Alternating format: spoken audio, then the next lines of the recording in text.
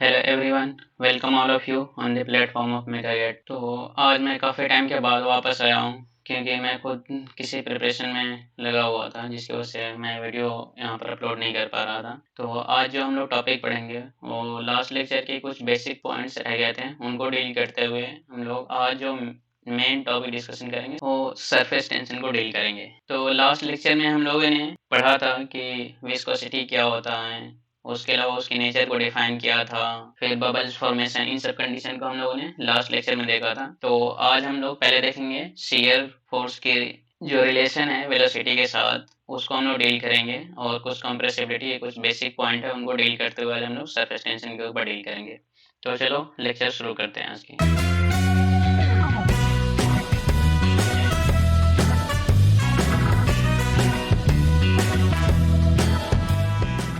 Shear force for linear velocity profile, इनसे आज हम लोग अपनी लेक्चर को शुरू करने वाले हैं। तो इसमें क्या होता है कि जो वेलोसिटी प्रोफाइल बनती है ना वो पैराबोलिक होता है, लेकिन हमें जब शेयर फोर्स का रिलेशन निकालेंगे लीनियर वेलोसिटी के लिए तो वहां पर हमें जो एजम्पशन मानना पड़ता है वो ये है कि यहाँ पर ये दो प्लेट है, ये क्या है मूविंग प्लेट है और ये क्या है फिक्स्ड प्लेट है। तो मेन हमारा एजम्पशन क्या है कि लीनियर वेलोसिटी प्रोफाइल दिखाने के लिए शेयर फोर्स के साथ कि इन दोनों के बीच की जो गैप है ना उसको हमें बहुत स्मॉल, वेरी स्मॉल कंसीडर करना पड़ेगा। इसी को मैंने यहाँ पर लैंग्वेज में क्या मेंशन किया है, to convert parabolic velocity profile into linear velocity profile assuming distance y between plates to be very small. ये जो प्लेट है मूविंग प्लेट और ये फिक्स्ड प्लेट, इन दोनों के बीच की गैप को हमने क्या मान लिया, वेरी स्मॉल कंसीडर किया, जिसकी वजह से जो पैराबोलिक जो वेलोसिटी प्रोफाइल है वो किस में कन्वर्ट हो जाएगी, वो हमारी हो जाएगी लीनियर वेलोसिटी प्रोफाइल में। तो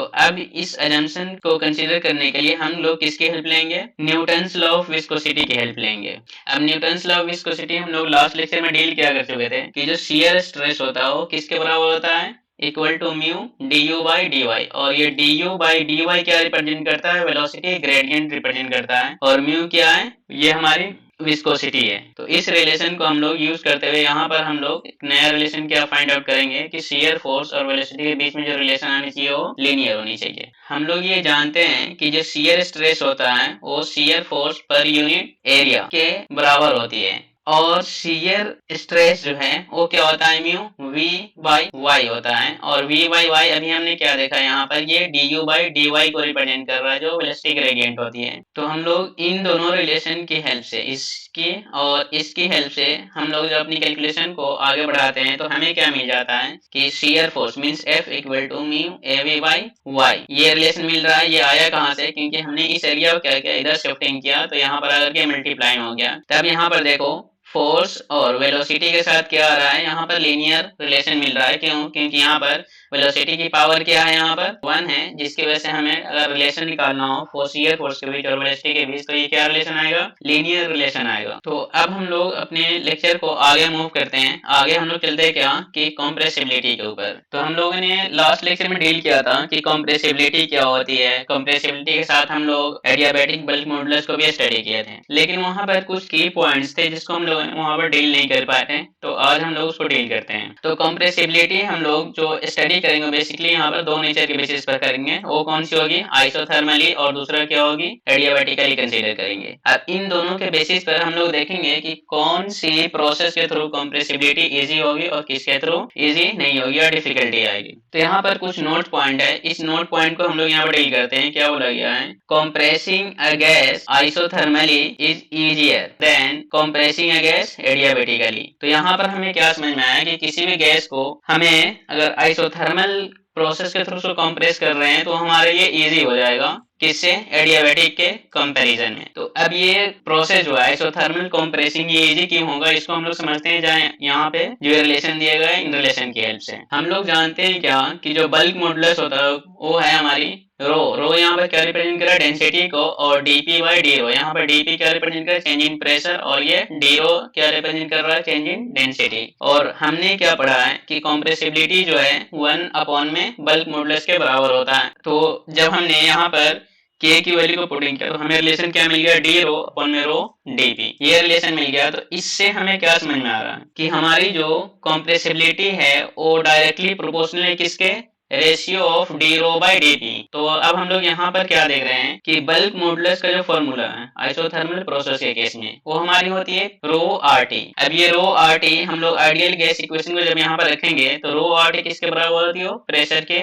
इक्वल होती है। तो इसी प्रोसेस को यहाँ पर मैंने क्या मेंशन किया है, आइसोथर्मल बल्क मॉडुलस है। लेकिन जब हम लोग एडियाबैटिक प्रोसेस के अंदर आते हैं तो वहां पर हमें क्या मिल रहा है, adiabatic bulk modulus gamma times of rho r t, या हम लोग दूसरे लैंग्वेज में क्या लिख सकते हैं दूसरे तरीके से, गामा इंटू पी। और पी क्या है यहाँ पर हमारी, ये जो पी है हमारी ये रो आर टी के बराबर है। तो इससे हमें क्या समझ में आ रहा है कि जो एडियाबैटिक बल्क मॉडुलस है वो gamma times of isothermal bulk modulus के बराबर आ गया, क्योंकि यहाँ पर जो आइसोथर्मल बल्क मॉडुलस है ये इक्वल टू किसके हैं, प्रेशर के, लेकिन ये गामा टाइम्स ऑफ पी है। तो अगर मैं ये बोलूं कि सेम प्रेशर पर हम लोग दोनों प्रोसेस को अप्लाई कर रहे हैं, किसको, आइसोथर्मल बल्क मॉडुलस को और एडियाबैटिक बल्क मॉडुलस को, तो हमें क्या मिलेगा कि एडियाबैटिक बल्क मॉडुलस क्या हमें मिल जाएगी, ज्यादा मिलेगी। क्यों, क्योंकि यहाँ पर गामा टाइम्स ऑफ प्रेशर है और गामा की वैल्यू जनरली मोर देन 1 होती है, जिसकी वजह से हम ये बोल सकते हैं कि Ka क्या होगा, हमेशा Kt से ज्यादा होगा। अब Ka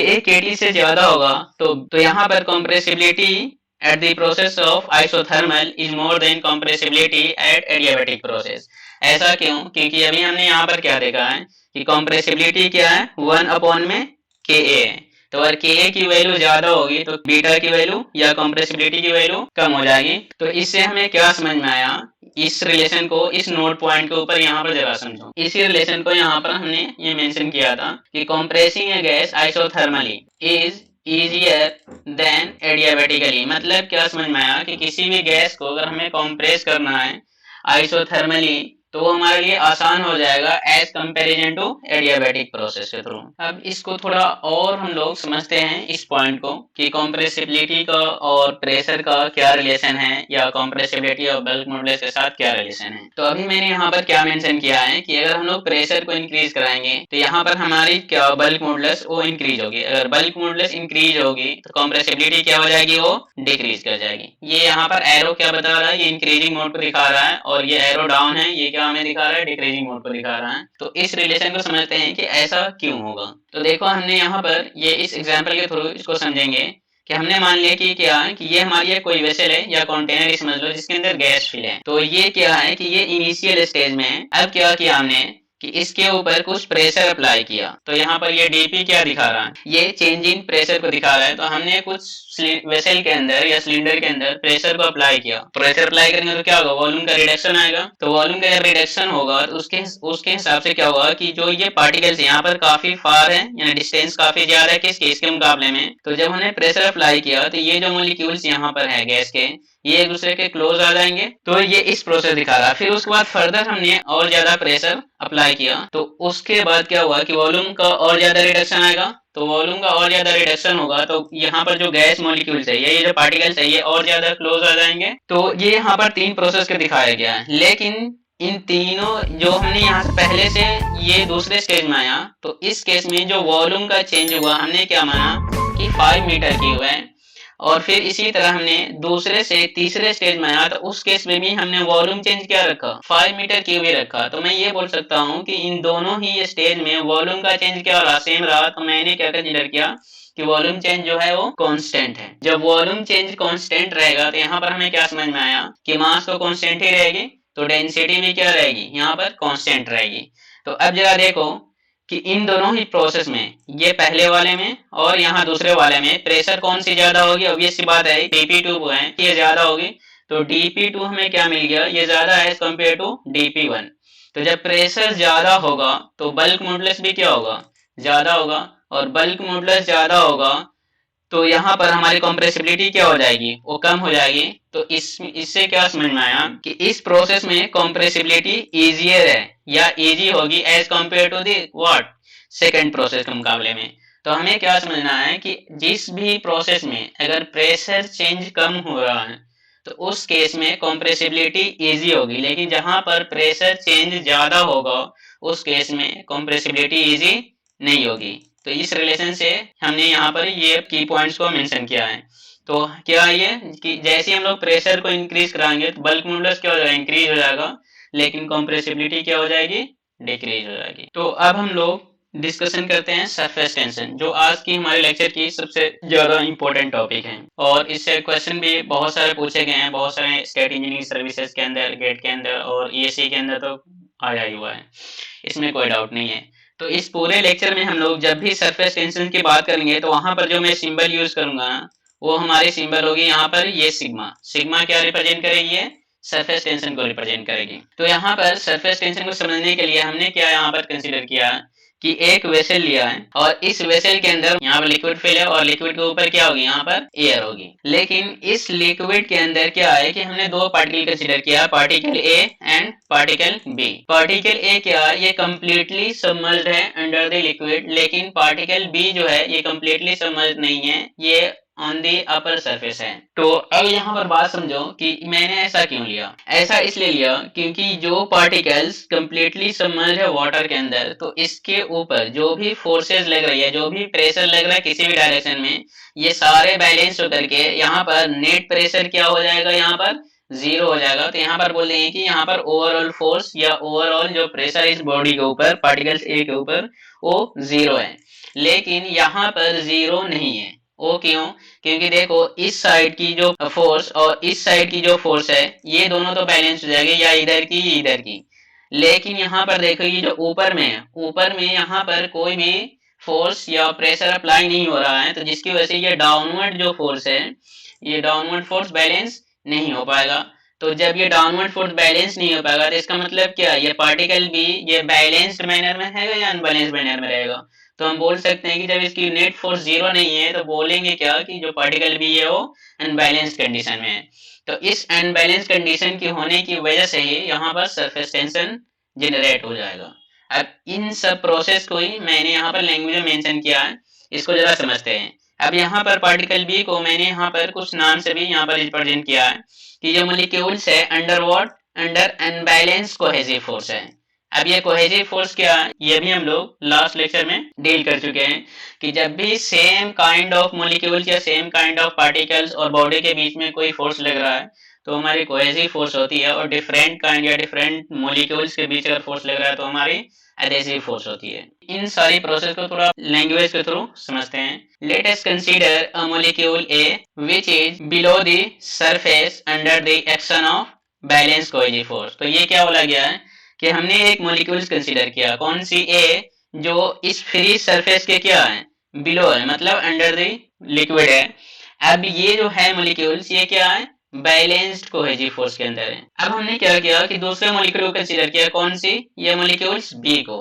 अब मॉलिक्यूल्स बी को जो हम लोग कंसीडर कर रहे हैं तो ये कहाँ पर है? ऑन दी सरफेस है, और ये कहाँ पर है? ये बिलो दी सरफेस थी। क्लियर है? अब इसके अंदर जब ऑन दी सरफेस है तो ये क्या है? इसकी डाउनवर्ड फोर्स या डाउनवर्ड जो प्रेशर है ये बैलेंस नहीं हो पाएगी अपवर्ड से, क्योंकि ये ऑन दी सरफेस है। तो जिसकी वजह से ये मॉलिक्यूल्स किसके अंदर आ जाएगी? अनबैलेंस्ड कोहेसिव फोर्स के अंदर। In what direction? In downward direction. अब ये डाउनवर्ड डायरेक्शन क्यों बोला गया है? क्योंकि ये जो डाउनवर्ड फोर्स लग रहा है या प्रेशर जो लग रही है इसको बैलेंस करने के लिए अपवर्ड डायरेक्शन में कोई भी चीज नहीं है, जिसकी वजह से यहाँ पर ये अनबैलेंस किस कंडीशन में है? ये डाउनवर्ड डायरेक्शन में होगा। अब इन प्रोसेस की वजह से कौन से? ये अनबैलेंस कोहेसिव फोर्स जो डाउनवर्ड डायरेक्शन में लग रहा है, इसी की वजह से यहाँ पर क्या होगा कि ये सरफेस टेंशन जनरेट होगा due to above reason. Means ये सेकेंड पॉइंट की बात कर रहा है, membrane of stretched molecules over the surface appeared. मतलब इस रीजन की वजह से या इस कंडीशन की वजह से ही जो मेम्ब्रेन होगा वो क्या होगा? वो स्ट्रेस्ड कंडीशन में आ जाएगा। अब जिसकी वजह से क्या होगा कि ये जब स्ट्रेस कंडीशन में आएगा तो ये एक स्मॉल लोड्स भी बियर करेगा। अब ये स्मॉल लोड्स क्या रिप्रेजेंट कर रहा है? ये टेंशन को रिप्रेजेंट कर रहा है। तो दूसरी कंडीशन में हम लोग क्या बोलेंगे, यार कोई भी मॉलिक्यूल्स या पार्टिकल्स जो हैं वो क्या ओवर द सरफेस अपीयर्ड हो रहा है इन स्ट्रेस्ड मॉलिक्यूल्स की कंडीशन में या इन स्ट्रेचिंग कंडीशन में, और वो स्मॉल लोड भी बियर कर रहा है, तो हम बोल देंगे कि उस सरफेस के ऊपर क्या हो? टेंशन होगी। अब ये जो कंडीशन है यही हमारे क्या रिप्रेजेंट कर रही है? टेंशन की कंडीशन को रिप्रेजेंट कर रही है। तो इन सारे पॉइंट के डिस्कशन से हमें कंक्लूजन क्या मिला कि अगर कोई भी सरफेस हो, अगर वो अपने अंदर क्या हो रहा है कि एक स्मॉल लोड को बियर कर रही है, तो उस प्रोसेस को ही हम लोग क्या बोलेंगे? Surface tension. This property of surface, कौन सी? स्ट्रेचिंग कंडीशन को, जो एक स्मॉल लोड को बियर कर रही है उसको हम लोग क्या बोलेंगे? सरफेस टेंशन बोलेंगे।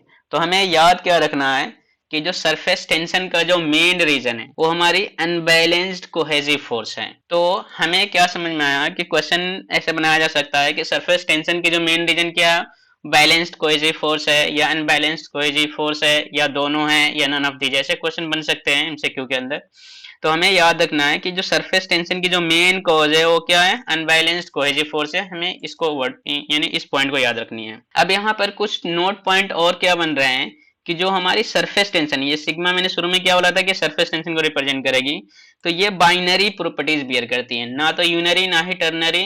ये कौन सी प्रॉपर्टीज बियर करती है, ये बाइनरी प्रॉपर्टीज बियर करती है अपने अंदर, और ये डिपेंड किस पे करती है, नेचर ऑफ फ्लूइड के अंदर। अब यहाँ पर कुछ कंडीशन क्या है कि क्या किसी भी कंडीशन में जो सरफेस टेंशन है वो अपीयर्ड होगा या कुछ कुछ कंडीशन में अपीयर्ड नहीं भी होगा। तो हमें याद क्या रखना है कि दो कंडीशन में सरफेस टेंशन हमें जीरो कंसीडर करनी है।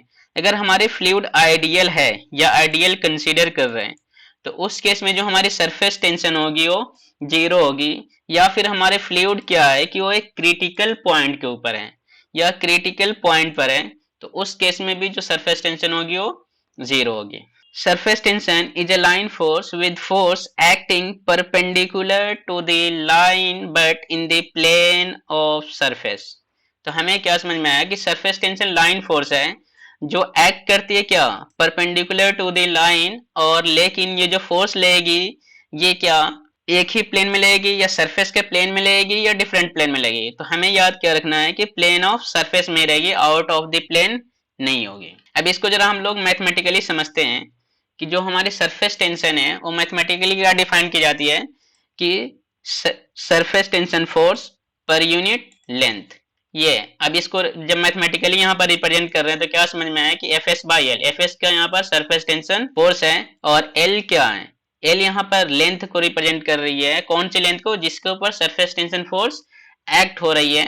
या ये बोल सकते हैं कि यहाँ पर जिस भी लेंथ पर जो हमारी सरफेस टेंशन फोर्स एक्ट होगी वो हमारे किसको रिप्रेजेंट करेगी, पेरीमीटर को रिप्रेजेंट करेगी। एग्जांपल के तौर पे अगर कोई भी हमारी बॉडी है अगर वो सर्कुलर शेप में दे रही है या सरफेस टेंशन फोर्स वो सर्कुलर फॉर्म पे एक्ट हो रही है, सर्कुलर नेचर टाइप पे या सर्कुलर बाउंड्री पे एक्ट हो रही है, तो उस केस में जो हमारी लेंथ होगी वो क्या होगी, पेरीमीटर ऑफ द सर्कल होगी। यहाँ पर एक पॉइंट ये क्या समझना हमें कि अगर हम लोग फ्लूइड के अंदर अगर टेम्परेचर को इंक्रीज कराएंगे तो उसकी सरफेस टेंशन क्या हो जाएगी, वो डिक्रीज हो जाएगी। ये हमें याद रखना है कि इनवर्सली प्रोपोर्शनल है, टेम्परेचर इंक्रीज कराएंगे तो सरफेस टेंशन क्या हो जाएगी, डिक्रीज हो जाएगी, और टेम्परेचर को डिक्रीज कराएंगे तो सरफेस टेंशन क्या हो जाएगी, वो हमारी इंक्रीज हो जाएगी। अब इसका हम जब रियल लाइफ में एग्जांपल लिखते हैं तो कहाँ पर देखने को मिलता है, कुछ काम आप करते हो घर पे डेली लाइफ में तो वहां पर देखने को मिल जाएगा। जैसे कि हम लोग कपड़े धुलते हैं तो कपड़े धुलने से पहले हम लोग क्या करते हैं कि उसको डिटर्जेंट को हम लोग वाटर में मिक्स करके कपड़े को उसके अंदर घोलते हैं या मिलाते हैं और कुछ देर के लिए उसको छोड़ते हैं। अब ऐसा क्यों करते हैं, क्योंकि जब डिटर्जेंट वाटर में मिक्सिंग है, जब वो कपड़े के या क्लोथ्स के कांटेक्ट में जाती है तो वहां पर उसकी सरफेस टेंशन को क्या कर देती है, वो रिड्यूस कर देती है। और सरफेस टेंशन जैसे रिड्यूस होगा ना तो जो डर्ट पार्टिकल है कपड़े के अंदर वो वहां से रिमूव आउट है, मतलब कपड़े से वो बाहर आ जाती है, जिसकी वजह से हमें कपड़े को, अगर गंदे कपड़े हैं तो उसको धुलने में हमें ज्यादा एफर्ट नहीं देना पड़ता या ज्यादा मेहनत नहीं करनी पड़ती है। तो डिटर्जेंट का मेन काम क्या है, सरफेस टेंशन को रिड्यूस करना। जैसे ही सरफेस टेंशन रिड्यूस हो जाएगी तो जो डर्ट पार्टिकल वो ऑटोमेटिक क्या होगी, उस क्लॉथ से डिटैच होकर के वो बाहर आ जाएगी। तो यहाँ पर इसको लैंग्वेज में क्या रिप्रेजेंट किया है, detergents are used while washing a clothes to reduce what, to reduce the surface tension so that the dirt particle can come out। अब यहाँ पर हम लोग क्या देखेंगे कि जब भी हम लोग देखते हैं कोई भी लिक्विड पार्टिकल्स है या कोई भी ड्रॉपलेट बनते हैं तो एक पर्टिकुलर शेप को ही एक्वायर करता है। अब वो शेप कौन सी, जनरली हम लोग देखते हैं जैसे रेनफॉल होती है तो वाटर ड्रॉपलेट स्फेरिकल शेप में आती है, या कोई भी बबल्स भी फॉर्म होता है तो हम लोग क्या देखते हैं कि वो बबल्स कौन सी शेप में रहती है, वो स्फेरिकल शेप में रहती है। अब ये ऐसा क्यों होता है, इन पॉइंट को हम लोग समझते हैं। तो इसको यहाँ पर मैं लैंग्वेज में क्या मेंशन किया हूँ कि liquid droplets take off the shape of what, sphere, due to surface tension. तो कोई भी लिक्विड ड्रॉपलेट्स है वो स्फेयर की शेप किसकी वजह से ले रहा है, वो सरफेस टेंशन की वजह से ही वो ले रहा है स्फेरिकल शेप। अब ये स्फेरिकल शेप ही क्यों लिया, सिलेंड्रिकल क्यों नहीं लिया, या जो भी है अदर कोई शेप, जैसे कोन शेप क्यों नहीं लिया या टेपर्ड शेप क्यों नहीं लिया, इस तरीके का। अब इसका रीजन क्या है कि स्फेरिकल शेप क्यों लिया, अब इसको जरा समझो। Because surface tension is the property that responsible for minimization of surface area. तो इससे हमें क्या समझ में आया कि सरफेस टेंशन एक ऐसी प्रॉपर्टीज है जो रिस्पॉन्सिबल होती है, जो जिम्मेदार होती है क्या, कि सरफेस एरिया को कम करना, मिनिमाइजेशन ऑफ सरफेस एरिया है ना, सरफेस एरिया को रिड्यूस करना या मिनिमम करना। अब हम लोग क्या समझते हैं कि मिनिमम सरफेस एरिया जब हम लोग स्टडी करेंगे तो कौन सी शेप में होती है, स्फेरिकल शेप में ही पाई जाती है मिनिमम सरफेस एरिया, जिसकी वजह से जब कोई भी वाटर ड्रॉपलेट या कोई भी बबल्स फॉर्म होती है तो स्फेरिकल शेप ही एक्वायर करती है। अब मैथमेटिकली हम लोग यहाँ पर क्या समझते हैं कि मैथमेटिकली जो है sphere has the minimum surface area. तो अब बातें समझ में आ गई कि ड्रॉपलेट जो भी बनती है बबल्स वो हमेशा स्फेरिकल शेप में क्यों बनती है, और इसका रिस्पॉन्सिबल कौन है, वो हमारी सरफेस टेंशन है। सरफेस टेंशन की वजह से क्या होती है, उसकी एरिया रिड्यूस हो जाती है। अब एरिया रिड्यूस जब होगी या मिनिमम एरिया कौन सी शेप में मिलेगी, हमें स्फेरिकल शेप में ही मिलेगी, जिसकी वजह से जो बबल्स है वो स्फेरिकल शेप में ही हमें देखने को मिलती है। अब यहाँ पर कुछ फॉर्मूला है जो हम लोग यहाँ पर ड्राइव करेंगे, और जो कुछ पॉइंट अभी आगे हम लोग डील किए थे कि ये लाइन फोर्स क्या है सरफेस टेंशन, उसको भी यहाँ पर समझने को मिलेगा। तो हम लोग देखेंगे कि सरफेस टेंशन के अंदर वर्क डन का क्या रोल है या वर्क डन किस तरीके से हो पाएगा। तो यहाँ पर हेडिंग क्या है कि work done in stretching a surface. तो वर्क डन का हम लोग फॉर्मूला क्या पढ़ते हैं, फोर्स इनटू डिस्प्लेसमेंट। तो अब इसको फर्दर आगे समझने से पहले हम लोग इस फिगर को समझेंगे। हमने क्या बनाया कि ये जो वाला पार्ट है, ये ब्लैक वाला पार्ट, इतने पार्ट को हमने माना लिक्विड फिल्म है और ये ओरिजिनल एरिया इनिशियल कंडीशन में, और ये क्या है, ये यहाँ से जो बी को रिप्रेजेंट कर रहा है ये हमारी विड्थ है, और यहाँ से यहाँ तक ये इसकी जो है यहाँ से यहाँ तक ये लेंथ को रिप्रेजेंट कर रही है। क्लियर है। लेकिन जब इसके ऊपर सरफेस टेंशन एक्ट हुआ तो जाहिर सी बात है कि इसके अंदर कुछ स्ट्रेचिंग कंडीशन आएगी, क्योंकि वही वही क्या रिप्रेजेंट करेगी, यहाँ पर सरफेस टेंशन एक्ट हो, जब स्ट्रेचिंग कंडीशन आएगी मतलब क्या है कि इसकी लेंथ में कुछ ना कुछ चेंज आएगी। तो जो लेंथ में चेंज आई हमने इसको डेल्टा या डेल एक्स या डेल्टा एक्स में रिप्रेजेंट किया। तो यहाँ पर ये वाला जो एरिया ये क्या है, स्ट्रेच्ड एरिया को रिप्रेजेंट कर रहा है, जिसको मैं यहाँ पर क्या लिखा हूँ कि change in surface area due to stretching, यानी जो सरफेस एरिया में जो चेंज आया स्ट्रेचिंग की वजह से वो ये रिप्रेजेंट कर रहा है, और ये हमारी ओरिजिनल सरफेस एरिया है। अब यहाँ पर देखो कि जो मान लो कि ये सरफेस टेंशन इधर एक्ट हो रहा है, तभी तो ये एरिया इधर स्ट्रेच हुआ। तो अब हम लोग जो यहाँ पर लेंथ लेंगे ना, वो यहाँ पर ये वाली लेंथ लेंगे। अब ये वाले क्यों लेंगे, क्योंकि अभी हमने क्या पढ़ा है कि जो सरफेस टेंशन है वो क्या है कि perpendicular to the line of action है। तो अगर ये इस कंडीशन में इस डायरेक्शन में, अगर मान लो कि ये इस डायरेक्शन में फोर्स लग रही है, सरफेस टेंशन एक्ट हो रही है, तो हम जो लेंथ लेंगे ना वो ये बी को लेंगे। क्लियर हुई बात है, अब समझ में आ गया कि परपेंडिकुलर क्यों एक्ट हो रहा है या लाइन ऑफ फोर्स परपेंडिकुलर क्यों बोला गया है। अब बातें क्लियर हो गई होगी। तो हमने फोर्स को यहाँ पर क्या किया कि यहाँ पर सरफेस टेंशन को स्टडी कर रहे हैं, तो हम यहाँ पर फोर्स किसकी वजह से लेंगे, सरफेस टेंशन फोर्स ही लेंगे, और डिस्प्लेसमेंट क्या हुआ यहाँ पर डेल्टा एक्स हुआ। और सरफेस टेंशन का फॉर्मूला क्या होगा कि एफ एस बाई पेरीमीटर या F S by per unit length. तो यहाँ पर बी क्या है, ये परपेंडिकुलर लेंथ है जो यहाँ से लिया गया है, और ये डेल्टा एक्स क्या है, ये हमारी यहाँ से स्ट्रेचिंग लेंथ को लिया गया है। तो अब यहाँ पर देखो ये बी इंटू डेल्टा एक्स, ये बी ले लिया विड्थ, तो यहाँ पर भी विड्थ क्या रहेगी, सेम ही रहेगी। तो ये बी इंटू डेल्टा एक्स ये क्या होगा, चेंज इन एरिया को रिप्रेजेंट कर रहा है। तो ये बी इंटू डेल्टा एक्स यहाँ पर क्या रिप्रेजेंट कर दिया, चेंज इन एरिया, और सिग्मा क्या, ये हमारी सरफेस टेंशन है। तो हमें क्या समझ में आया कि वर्क डन जो हमारे क्या है, surface tension into change in surface area या स्ट्रेच्ड एरिया भी हम लोग बोल सकते हैं। तो यहाँ से एक नया डेफिनेशन ये बन करके आया कि जो सरफेस टेंशन है हम लोग उसको दूसरे तरीके से भी डिफाइन कर सकते हैं। वो क्या है कि energy required per unit change in surface area. अब ये कहाँ से आया, अब देखो हमने क्या किया कि इस सरफेस एरिया जो change in surface area stretched area है, इसको जब दूसरी तरफ शिफ्ट करेंगे तो ये क्या होगा, डिवाइड में जाएगा। तो यहाँ से हमें क्या मिला गया कि वर्क डन या एनर्जी रिक्वायर्ड ये दोनों सेम चीज है, per unit change in area.